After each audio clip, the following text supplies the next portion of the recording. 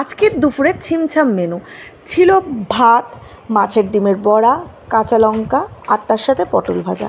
করে নিয়েছিলাম পাতলা করে পাঁচফোড়ন দিয়ে মুসুর ডাল। তার সাথে করেছিলাম কাতলা মাছের এই পাতলা ঝোলটা, একদম পেঁয়াজ আর কাঁচা লঙ্কা দিয়ে করা, কোনো মশলা না, সামান্য যেটা ঘরোয়া মশলা, নুন, হলুদ, শুকনো লঙ্কা অল্প একটু।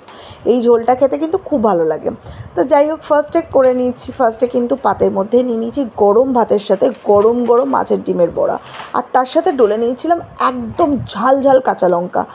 ভাজার সাথে কিন্তু এই কাঁচা লঙ্কা ফ্লেভার, যে কোনো ভাজার সাথে যখন এই কাঁচা লঙ্কা ফ্লেভারটা আসে তখন কিন্তু খেতে কিন্তু অসাধারণ লাগে। তারপরে যে ডালটা করেছিলাম, মুসুর ডাল আর পটল ভাজা নিয়েছিলাম। ডালের সাথে একটা ভাজা না হলে কিন্তু চলে না। তো ডাল আর ভাজার কম্বিনেশনটা আমার খুব ভালো লাগে। আমাদের বাড়িতে কিছু হোক না হোক, রোজকার রান্নাতে ডালটা কিন্তু চাই। হ্যাঁ, চিকেন হলে অনেক সময় হয় না, চিকেন বা মাটন হলে, কিন্তু নর্মাল দিনে আমরা ডালটা মোটামুটি সবাই ভালোবাসি। তারপরে নিয়েছিলাম মাছের ঝোল, যেটা কিনা একদম মাছের ঝোলেরই কাঁচা লঙ্কা দিয়ে ডলে ঝাল ঝাল করে খেয়েছিলাম। এরকম ঝাল খেতে আমার দারুণ লাগে।